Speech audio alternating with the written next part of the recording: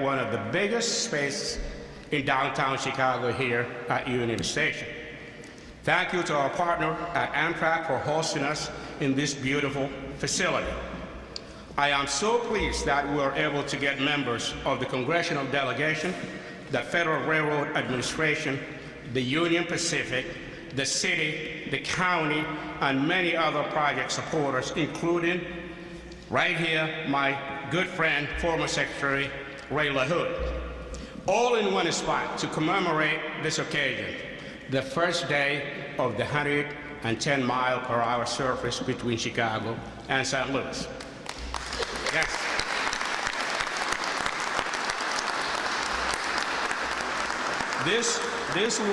This was one of the most challenging, complex projects ever undertaken at the Illinois Department of Transportation. But today, all the hard work and patience pays off. The concept of a high-speed line across Illinois goes back decades, with the work actually starting almost 13 years ago. At this point, I would like to give a huge shout-out to the IDOT team, the FRA team, and a lot of them are here, for their endurance and for their tenacity and for making sure that this project comes to fruition. Thank you. But I'm so proud to say it is being delivered under the leadership of this one governor who knows that an investment in transportation is an investment in people. Without further delay, Governor J.B. Pritzker. Governor.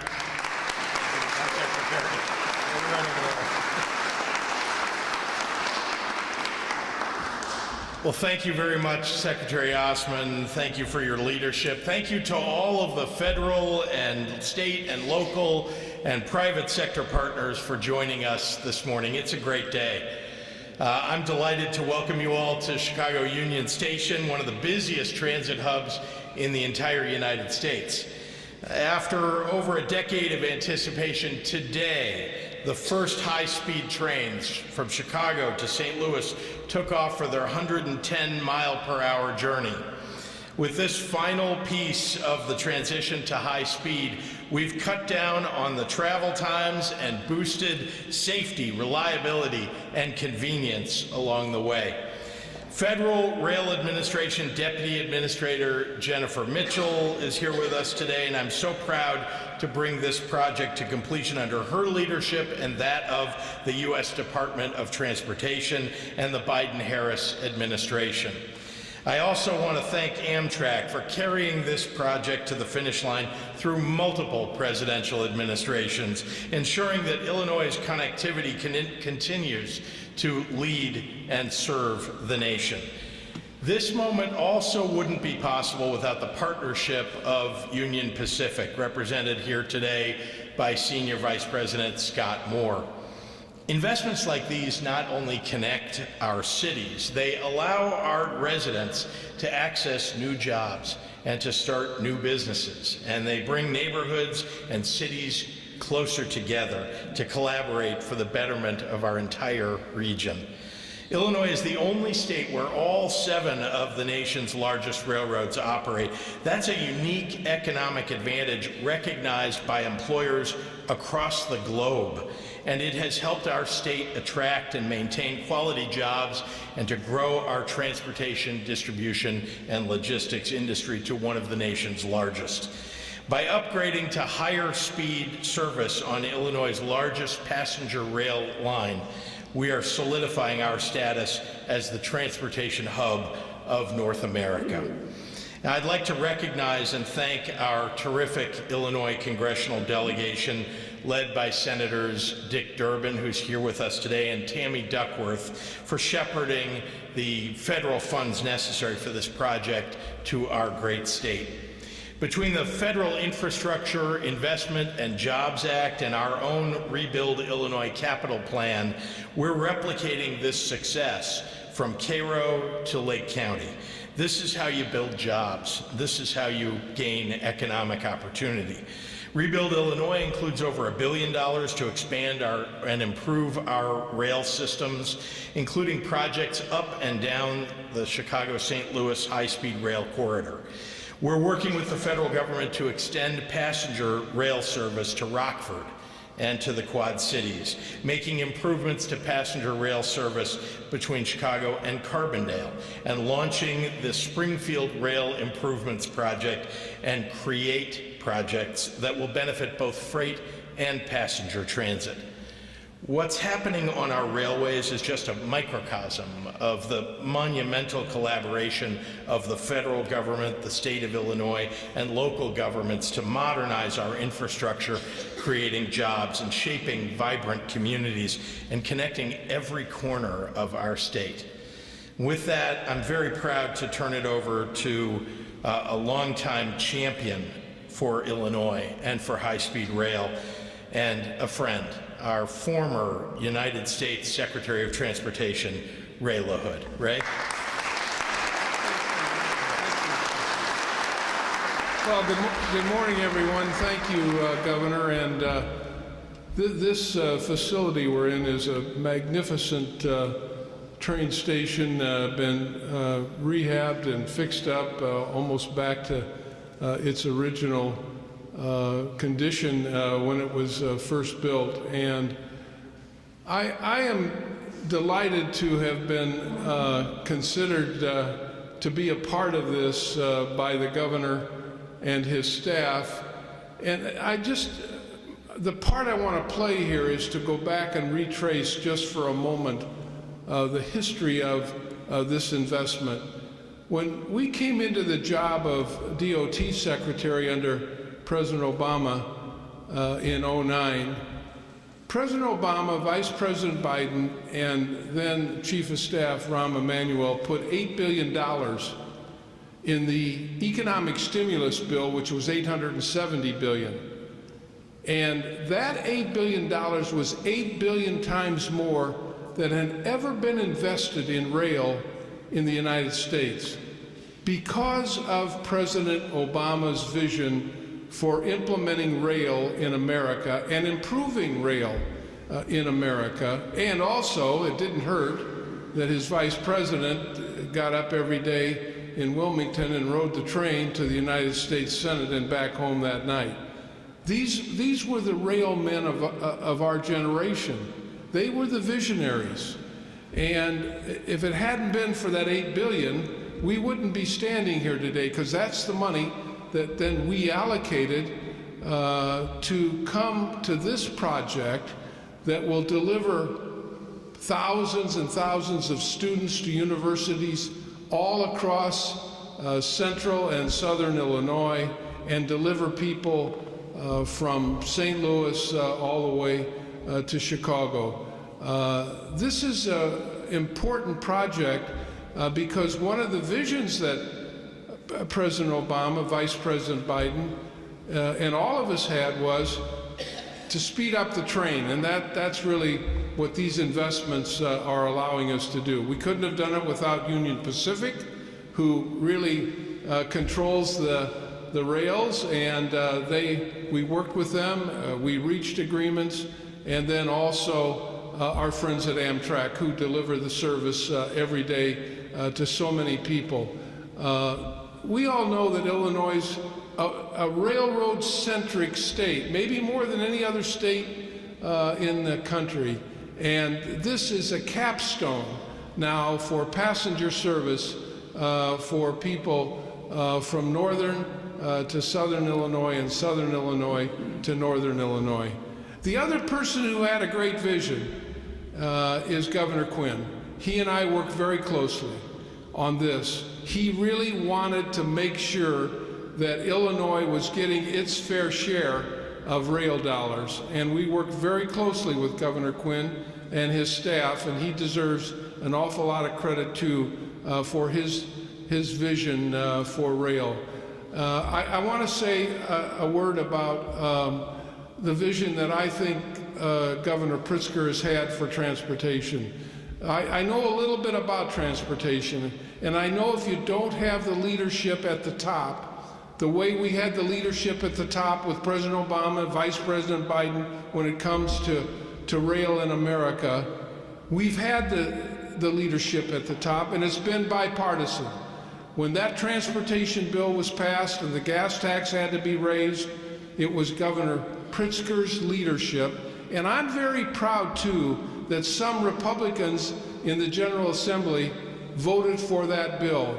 And I'm proud of the fact that Governor Pritzker knew that he could pass that bill with Democratic votes only, but he knew that transportation is bipartisan, always has been. There are no Republican or Democratic bridges. There are no Democratic or Republican roads. Transportation is bipartisan. Governor Pritzker, thank you for your leadership, not only in this, in seeing this finished, but in all of your leadership around Illinois on improving transportation. It's a win-win for our citizens, for the state of Illinois, and certainly for our country. And finally, our equally great partner in all of this on transportation was Senator Durbin. He and I, when I was in the delegation, worked very closely together on a great project in Springfield and many other projects. And he was at the forefront of making sure that when now this is really ancient history, two Republican governors turned down the money for high-speed rail, one in Florida and one in Wisconsin, and I say stupidly they turned it down. Senator Durbin, one of the first people on the phone, how do we get that money in Illinois? Well, we get it in Illinois with the kind of leadership we have in Illinois, not the least of which is our outstanding senior senator, Senator Dick Durbin.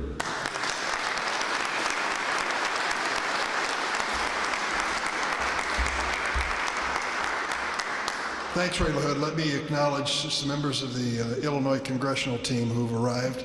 First, my colleague Jan Schakowsky. Jan, welcome. Danny K. Davis, who is here, Bill Foster, and Chuy Garcia. Let's give a round of applause. And of course, Mike Quigley. He's in the back row, Mike Quigley. Steve Goodman. Steve Goodman was a songwriter and a Chicago folk singer. You may remember him from the 60s and 70s. If you go to Wrigley Field and the Cubs win, it's his song you're singing afterwards, Go Cubs Go. But probably his most famous song was about a train that leaves this station to this day, the city of New Orleans. In 1970, he convinced Arlo Guthrie to make that song a national hit. The lyrics of that song are memorable. 15 cars, 15 restless riders, 3 conductors, 25 sacks of mail. But basically the song is an epitaph. It's a funeral song for passenger rail service in America. As he said, this train's got the disappearing railroad blues. He didn't have much faith that there'd be passenger service beyond that time. And if you look around, it was a pretty obvious conclusion. Passenger rail service had declined to a terrible low in the United States. We looked at Europe and saw their wonderful fast trains and just marveled at the fact that they made plans to include passenger rail, and we didn't. But things changed. As Ray LaHood mentioned, in 2008, a man was elected president of the United States who decided to make a fundamental change in rail service in this country. His name's Barack Obama. He's from the city of Chicago. He understood what rail service meant, and he understood what passenger rail service could mean in the future. So he offered up $8 billion, by federal standards not an enormous sum of money, but an incentive for a lot of states to step forward and envision what might happen to passenger rail service if we started investing. Well, we decided in the Illinois congressional delegation to go to work. We knew coming from the president's home state, we would be suspected if we won, so we had to have the best application of all. And we put it together. And we submitted it to Ray LaHood, the Secretary of Transportation, Joe Szabo with the Federal Railroad Administration, and a number of others who helped us make the decision to move forward. That investment made a significant difference, which we're celebrating today. 100-mile-an-hour trains, it's amazing. 284-mile corridor that has had $1.6 billion of the $8 billion invested in it. It's going to change things all up and down the line.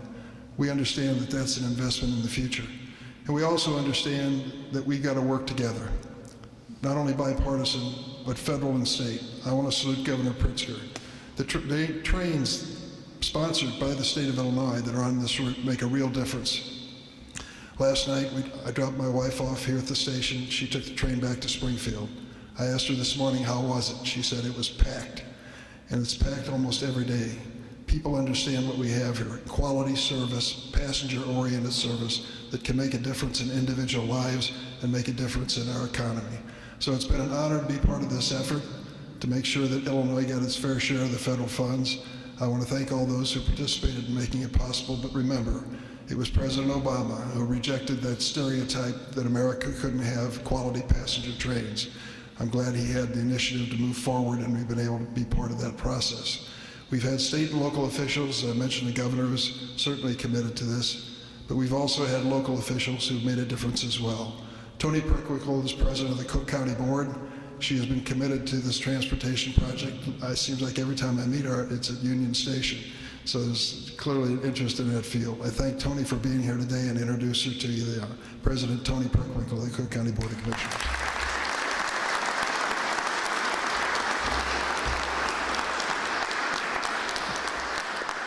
Good morning.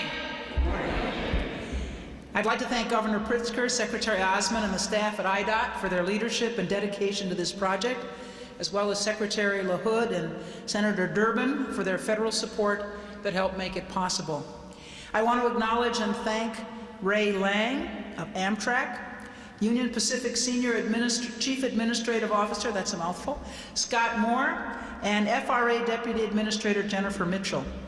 My thanks as well to the staff at IDOT, Amtrak, Union Pacific, FRA, and the other agencies who've worked so hard to make this vision a reality. As some of you know, I'm a railroad person. My paternal grandfather worked on the railroad, and my maternal uncles worked on the railroad. I always say railroad staff are made up of tribes, and they were the dining car tribe. For black folks, when I was growing up, you could either be a Pullman porter or you could be a dining car waiter. And they were all dining car waiters. I'm glad to say that there are many more opportunities in railroading now for people of color, both men and women. This high-speed service is a demonstration of our dedication to sustainable transportation solutions. By encouraging more people to choose rail travel over driving or flying, we'll collectively contribute to reducing traffic congestion, lowering carbon emissions, and building a more environmentally safe future. The high-speed service we're announcing today is just the beginning.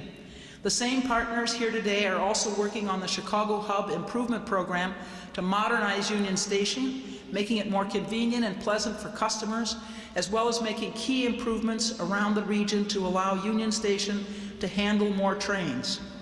Doing these things is a precondition for a vision we share of expanded Amtrak service across the Midwest with Chicago as a hub. When I walked in today, I was pleasantly surprised at how beautiful the lobby looked. The last time I can remember being here, it was for, I think, a Chicago Community Trust event in which they were beginning to fix the ceiling, and it fell, part of it fell during the dinner. So it's beautiful, and I'm grateful to everyone who's involved in making the investment in restoring it. Today marks a turning point for high-speed rail. Let's celebrate this achievement and look forward to the incredible journeys that lie ahead. Thank you, and please welcome Ray Lang, Vice President of Amtrak.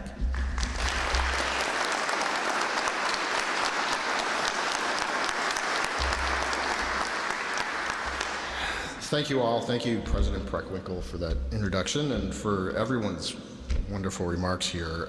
It is an honor to be here and represent Amtrak at this really amazing event celebrating the establishment of really high-speed rail between the city of Chicago and St. Louis and all the intermediate city pairs. And I really do want to sort of deviate from my remarks. And Governor, just thank you and your Secretary, Mr. Osmond, and the IDOT team, many of whom are in the back here, many of the consultants that did all the work here in the back here, for the amazing work that they did to make this vision a reality. I have 29 years here at Amtrak and started working on this one the day that I started.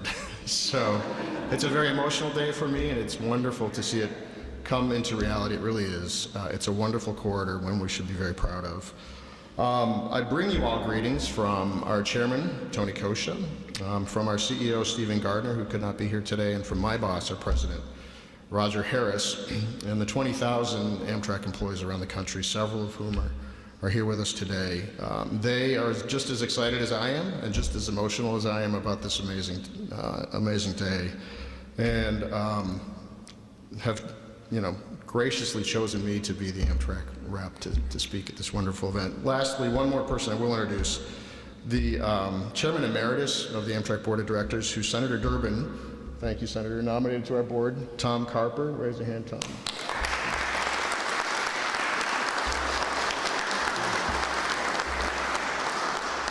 Tom is on our board of directors still. I think it's coming up on around 15 years now, Tom, but he did a 5-year stint as chairman of the board of Amtrak.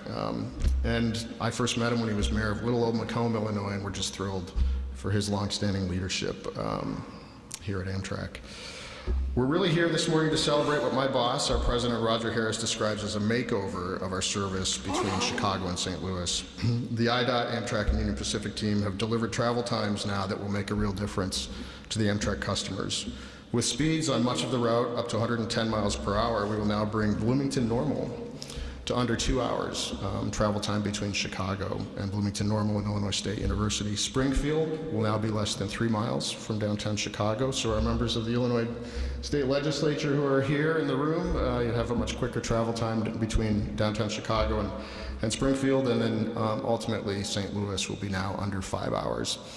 Which is remarkable because most of the trains, most of the Amtrak trains that have traveled historically between Chicago and St. Louis have been well over 5.5 hours. So we're knocking, well over 35 minutes off of the trip time for all of those frequencies, and there's more trip time savings coming in the future with the improvement projects coming in Springfield and elsewhere along the line. The 4 daily round-trip trains that the state funds that we operate on behalf of the states are being outfitted with all new rolling stock Siemens manufactured venture cars. I hope many of you will come out and have the opportunity to ride the venture car. It's a very transformational service with expanded Wi-Fi, with expanded bike racks, better accommodations for the ADA community, a really modern, forward-looking way to travel that's really representative of what Senator Durbin and Secretary LaHood talked about when they talked about the transformation of rail, not only in the region but in this country. It's all been made possible really with, as Secretary LaHood said, the funding provided by the Obama administration all those many years ago, and really now with the IIJA. And I really want to thank the members of Congress, including my member of Congress, Mr. Davis, and Senator Durbin, for their leadership in passing the IIJA.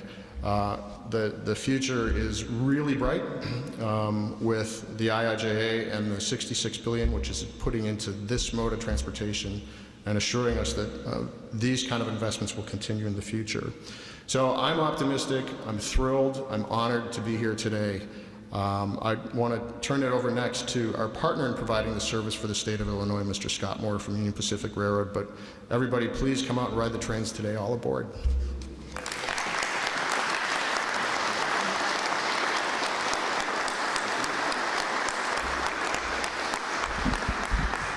Well, thank you, Ray.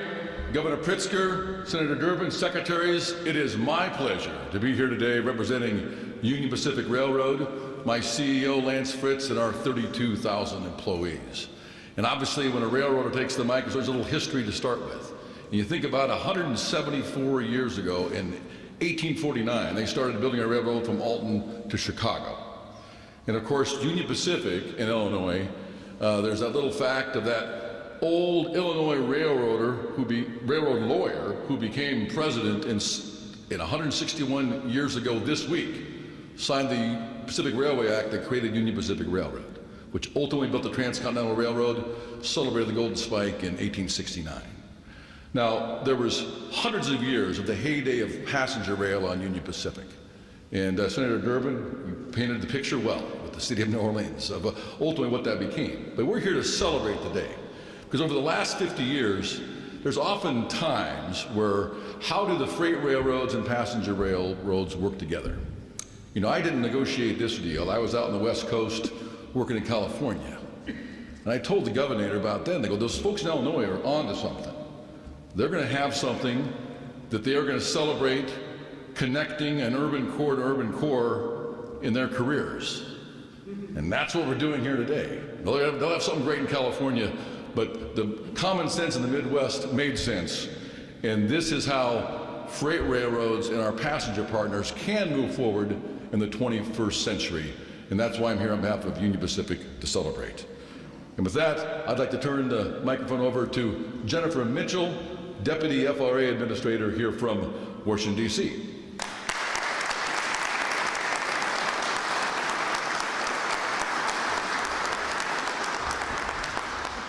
Thank you very much, Scott. I'm very, very happy to be here, and thank you, Governor Pritzker, IDOT Secretary Osman. Congratulations to the Illinois Department of Transportation. This is a very exciting time for passenger rail, as many of you have heard, and a very exciting time for the people of Chicago, St. Louis, and those from many communities in between. The Federal Railroad Administration is very proud to support the Chicago to St. Louis corridor and the project we're celebrating today. Over the last decade, we've invested over $1.4 billion in this corridor, and with good reason. The corridor provides much-needed passenger rail service to over 13 million people. Achieving 110 miles per hour will get riders where they need to be faster and provide an alternative to congested highways. New rolling stock will be provided, which will add comfort and conveniences. These enhancements will improve reliability and safety too. This includes safety upgrades at more than 200 grade crossings to help prevent collisions. 39 rail highway crossings are going to be closed entirely. New gates and fencing will help protect pedestrians and increase safety in local communities. As Secretary Buttigieg has said before, when train service is faster and more frequent, many people will get on board. Excellent passenger rail has clear benefits not just to riders, but within local communities and economies. I'm very excited about the potential at new stations in Dwight, Pontiac, Carlinville, and Elton, the renovations to the Lincoln stations, improvements to the Normal and Springfield stations, and the continued progress at the new multimodal station in Joliet. I know dozens of FRA staff, many of which are here today, have helped to support today's project, and they want me to recognize all of the partners at the state and local levels who made these improvements a reality. I also want to recognize the hard work and collaboration with our partners at Union Pacific and Amtrak to implement positive train control, which is instrumental to achieving higher speeds that we're celebrating today. And it's very fitting that we are here today. The Biden-Harris administration is hitting the road this week to highlight how the president's Investing in America agenda is transforming our country for the better. 35,000 infrastructure projects and funding awards across 4,500 cities and towns have already been announced to rebuild our roads and bridges, strengthen our ports, and to make our coastal communities more resilient. Just this month, FRA announced 63 projects in 32 states from our Railroad Crossing Elimination Program, which is going to impact more than 400 grade crossings nationwide. And we're just getting started. The President's bipartisan infrastructure law includes $66 billion for rail and the largest investment in passenger rail since the creation of Amtrak. So thank you, Senator Durbin, as well, for your support, and to Senator Duckworth. These investments mean good things for the Midwest and beyond. More projects like the $3 million FRA awarded through our Fed State program for the Chicago Union Station concourse improvement last year. More projects like the Village of Franklin grade separation project and another grade separation project further south in the city of Decatur, which was announced this month. Importantly, these investments mean delivering world-class passenger service to more Americans. So today is a reminder that we are on our way. Congratulations again, and now I would like to introduce Lieutenant Governor Juliana Stratton.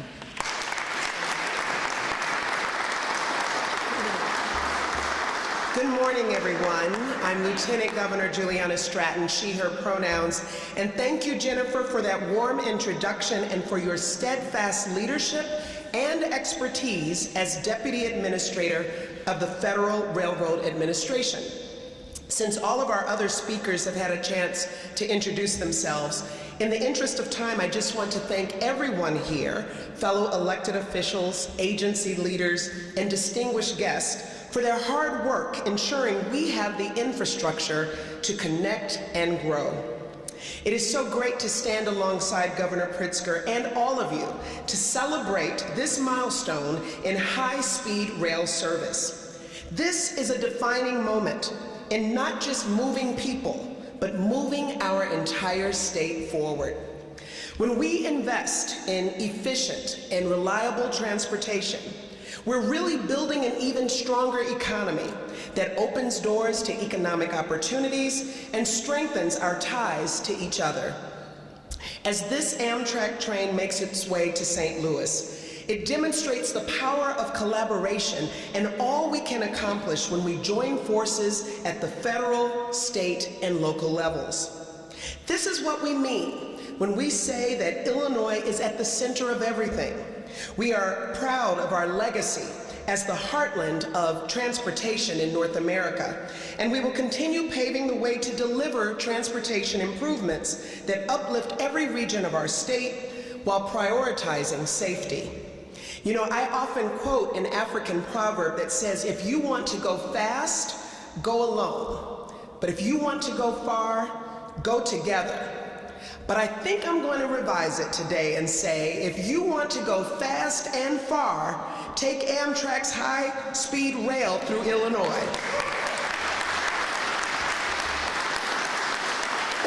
Thank you again, and I'm now going to turn it back over to Governor Pritzker to answer any questions. Governor. Thank you. Thank you. Happy to take any questions from members of the media.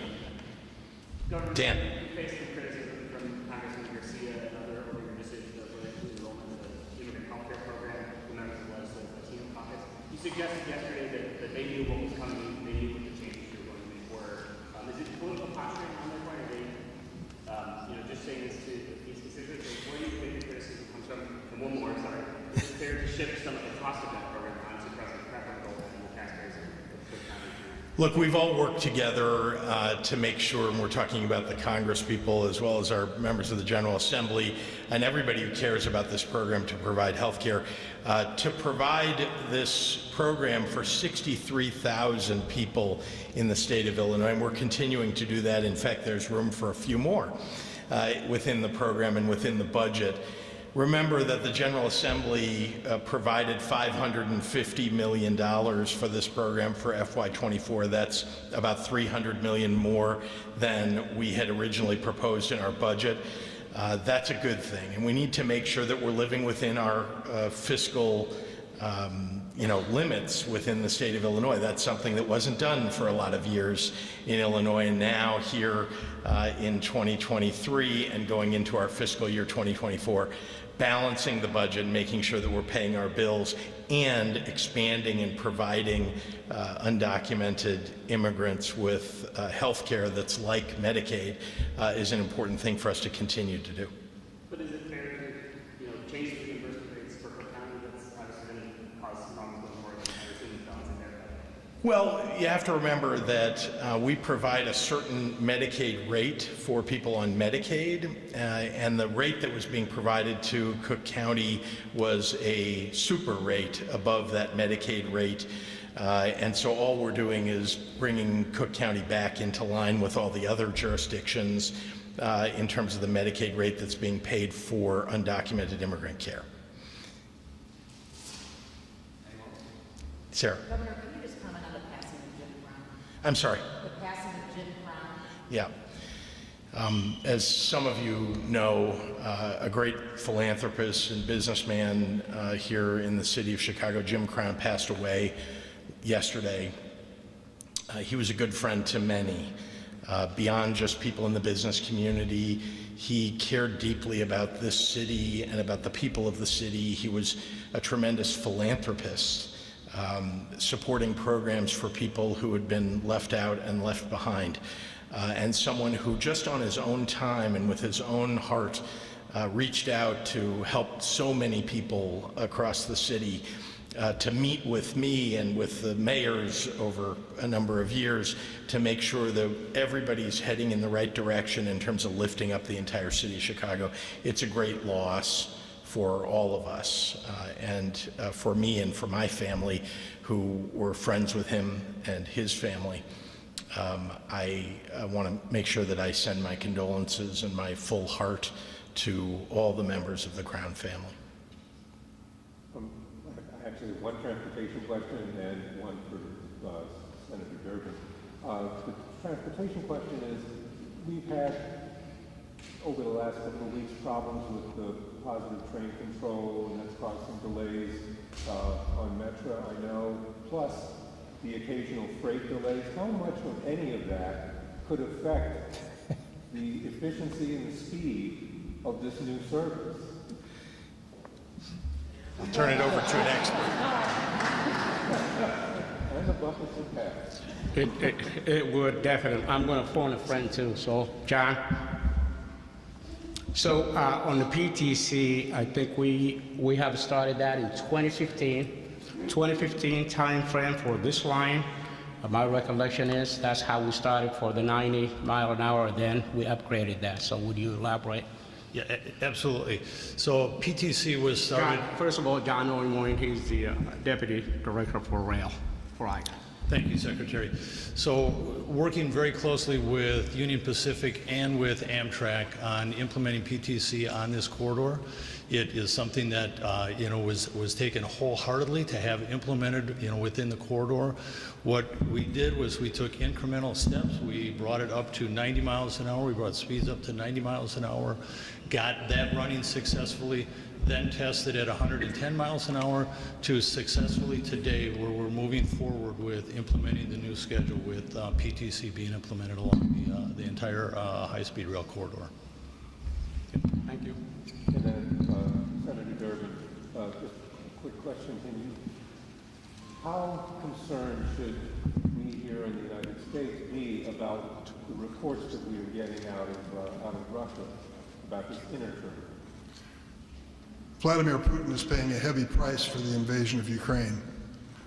He not only has military setbacks which have led to his attack on innocent civilians, he's seen himself branded a war criminal for the barbaric acts that he's engaged in, and now, almost unprecedented in history, a direct confrontation with dissenters and those who don't agree with his policies when it comes to Ukraine. He's paying this heavy price, and he should. It is outrageous what he's done in Ukraine. We're watching it very carefully. We want to maintain stability in the situation as best we can from afar, but this is being sponsored and authorized by Russians, not by others. Yes, sir. Just on the rail project, what actually cost all this money? Like, was it track replacements, engines? Can you just give some details about it? All the experts behind me are going to answer that question. All the above. I think the track itself cost over $700 million. There's right-of-way that we needed to acquire, all the fencing, all the PTC, and then the locomotive and the rail cars. Those are the. If you want to look at the entire expenses, the track project itself, along with the rail cars, are probably the two dominant expenses for the rail. The city data will say that half an hour shaved off a 5-hour trip is a tremendous amount of time out. How do you respond? And also, what increase in passengers do you expect from this higher speed rail? First of all, this whole project speaks for itself. When we started looking at it back in 1992, I think Ray Long was talking about 29 years. This whole project was conceived as a good alternative for people, to transfer the entire state. Good option.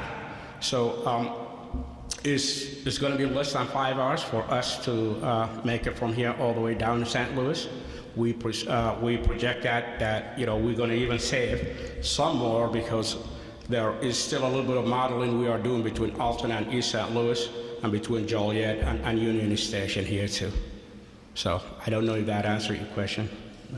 No, I'm just wondering what are the projections for increases in passenger passenger traffic based on this higher speed rate? I don't know. Ray Lang, would you have an answer to it? What kind of projection you have? Yeah, it's Ray Lang with Amtrak. I'll just say a couple of quick things on that. In 2006, we doubled the number of frequencies in service between, Mr. Winters remembers that. We doubled the number of frequencies in service between Chicago and St. Louis. We doubled the ridership. We won't double ridership this time around because all we're really doing is increasing speeds. But where you will notice, or we think we will penetrate the market better, is between Chicago and St. Louis.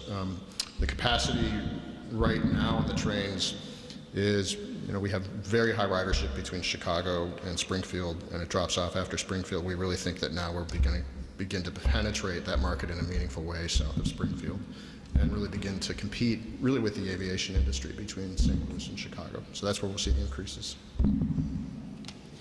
What needs to happen to get more frequencies? You want to ask Union Pacific that question? It's their railroad. I mean, I think you build more capacity in the infrastructure for more, to accommodate more frequencies that are faster moving than the Union Pacific freight trains. Is there a timetable for more investment on that? Do you want to talk about?